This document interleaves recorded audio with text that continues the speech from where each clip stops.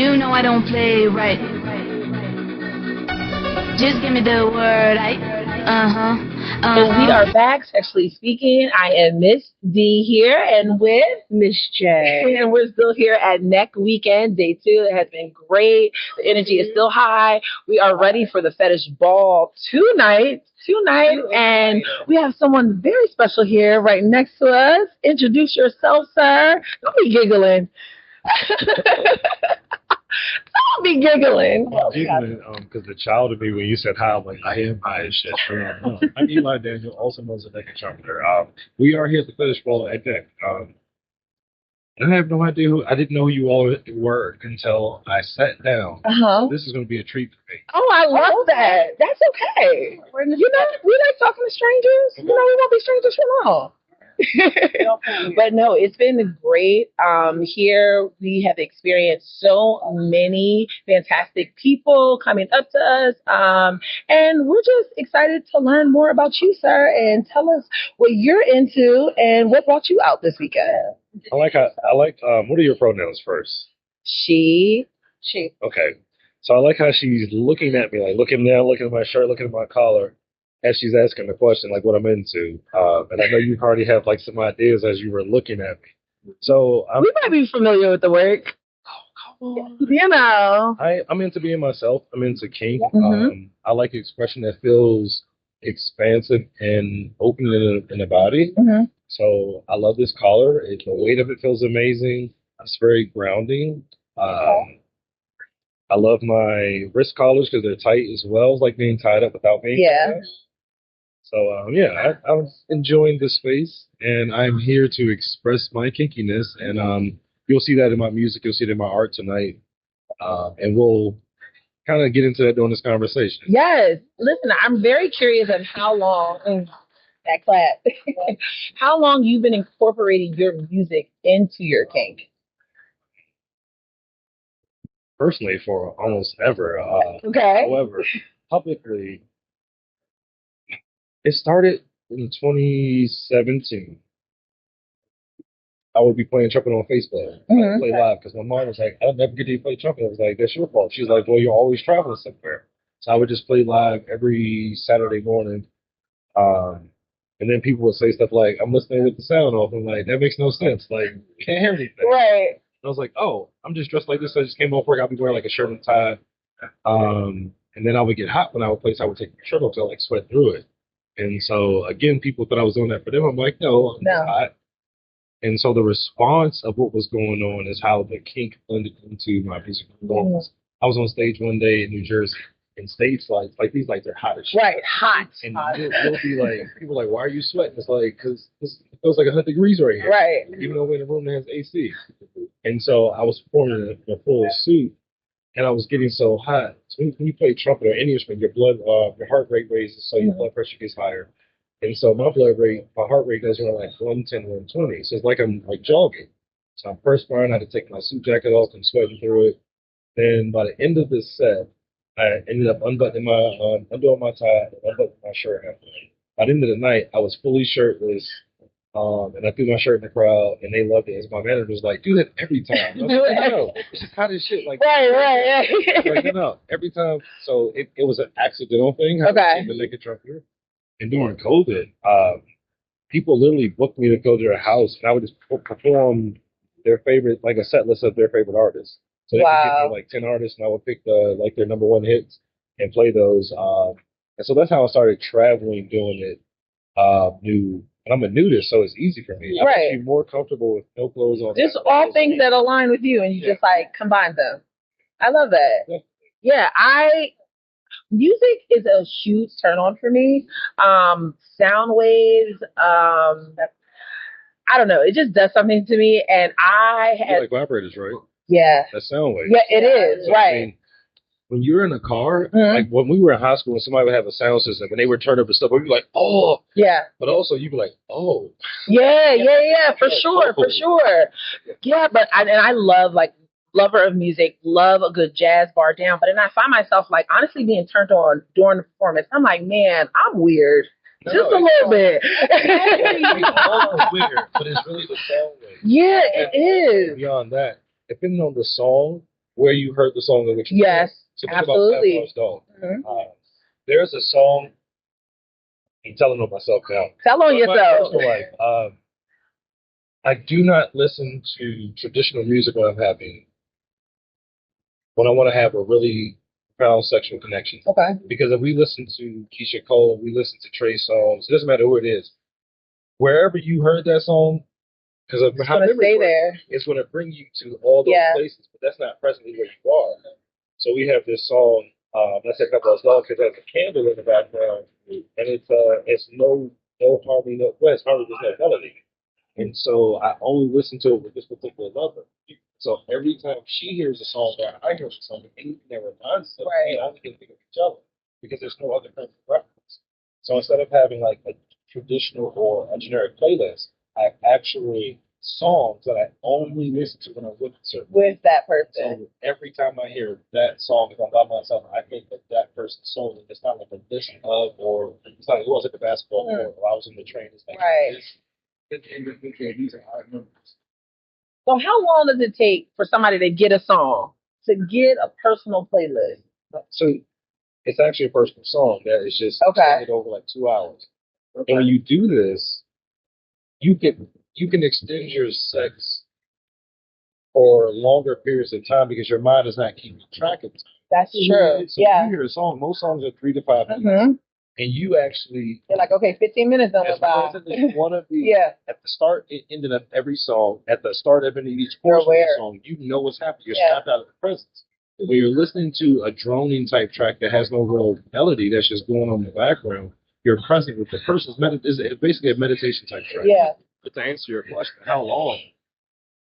So it takes 3 experiences. Because, anytime you try something, your own level of dopamine and excitement can make the experience better than it actually is. Very true. So you can be excited for yourself. Like, oh my God, like when you think someone's fine, like, oh my God, you're just so fine. It could be terrible, but you don't know because you're so excited to finally get you. Yeah. So the second time, you're like, okay, it might have been bad, but it might be like, okay, why was it bad? Did we talk about what we didn't like? And it's okay, let's try it. Now the third time is like, if it's great or it's increasingly getting better by the third time, and we're able to be vulnerable about what we like and what we didn't like, and no one has like hard feelings when we talk about it, it's like, okay, now we can let's do it again. And if it's magical that time, now let's do it to this thing, and then every time you do it after that, it's Pavlov's dog. It's every time they hear it, they will think about you, or you will think about them, and it's no one else. It's you within that memory soul. Right. Now, I have a similar life rule. I definitely feel like I'll try anything twice. I'm very open. I'll try. I feel like the first time maybe it wasn't with the right person, and that's not just kink, sexual, anything in life. And maybe it just wasn't the right time. Maybe I wasn't in the right headspace. I'll try it again. But sometimes after the second time, I'm kind of like, okay. Because communication is what makes the thing better. True. Not talking. So I was talking to this human, and she was like, "You're a dope human, but I don't want to talk to you." And I was like, "Well, why?" And she was like, all the reasons she's gave, I was like, "Well, my face is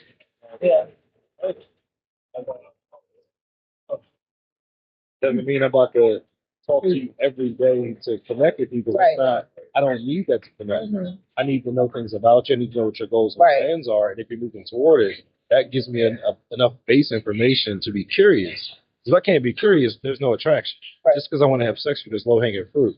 But she was like, "Oh, just the way you are," and I was like, "So my emotional and social intelligence is not the issue. You just want me to be more thirsty for you, but that's actually a problem within itself.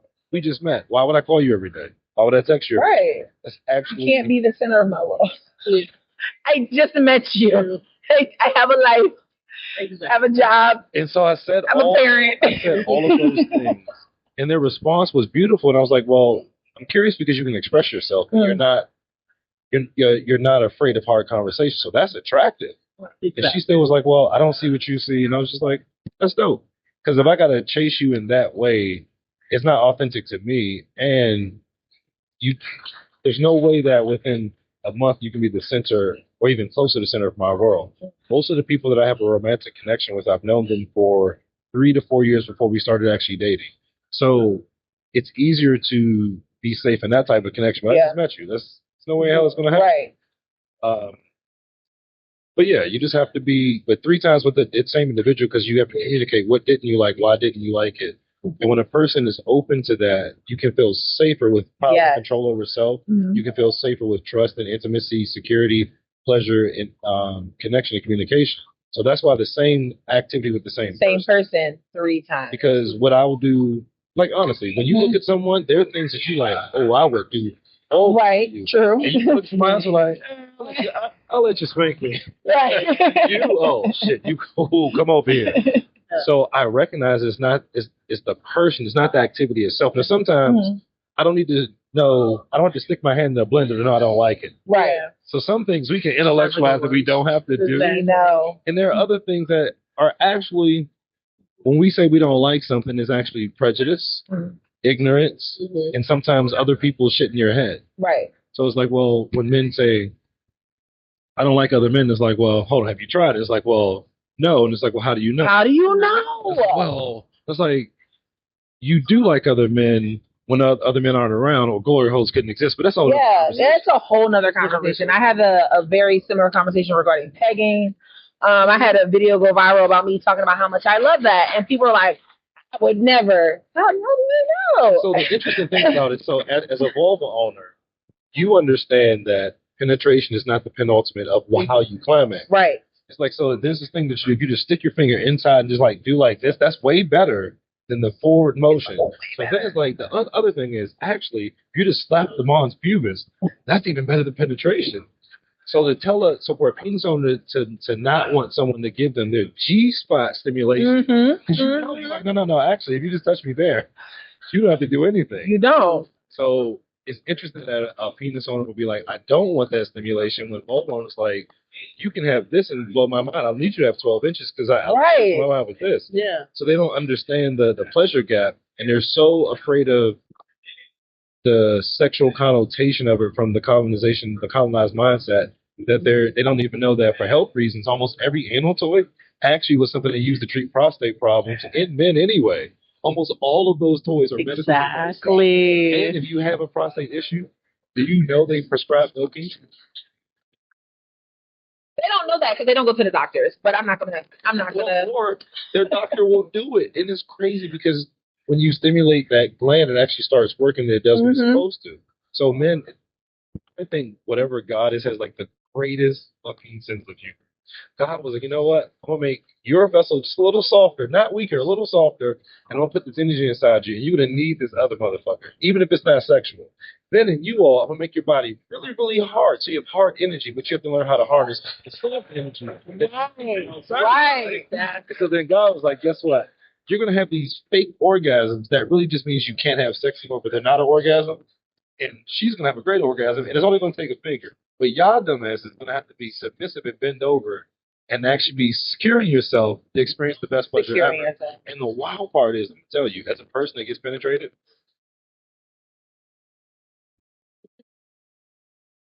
if I never had to use my penis ever again, I understand how men could bottom and be completely okay with it. Yeah. Like, did you understand that my entire body has an orgasm? And that if I do all the work, I end up with tight hip flexors. I have cramps in my stomach muscles, and I didn't really have an orgasm. I just came to a completion where my body's like, oh, I'm actually tired of this. I just want to stop. Listen, I'm just trying to create equality. You don't have to do the work all the time. I'll help. I'll do some too. That's all I'm saying. Happier if they actually had those orgasms. True. They would be, and the world would be a little bit better. Right.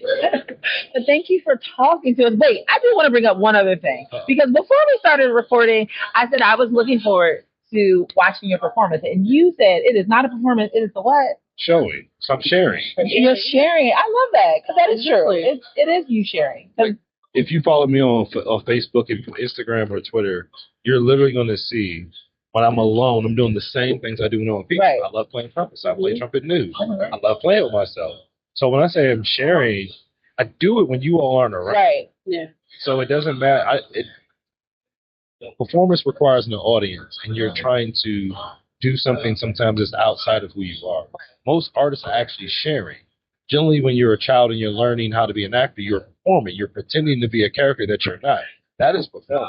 Actors actually perform. When you're an artist, Basquiat wasn't performing. Right. Prince wasn't performing. Being who you are. Yeah, so even though we use that word, it's like, it doesn't really equate. I got you. No, I get it. But I just want you to share that. Thank you so much. It was great talking to you.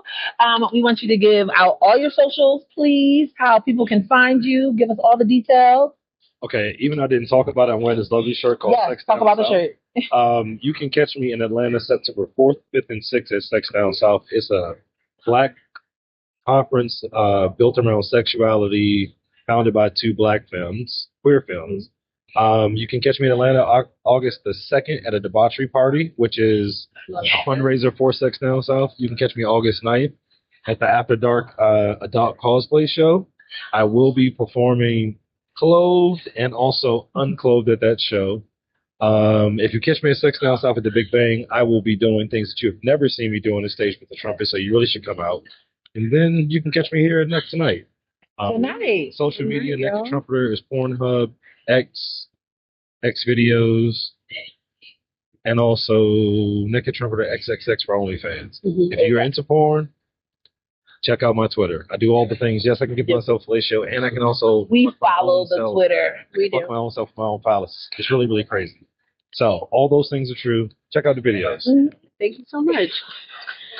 The face that you both say.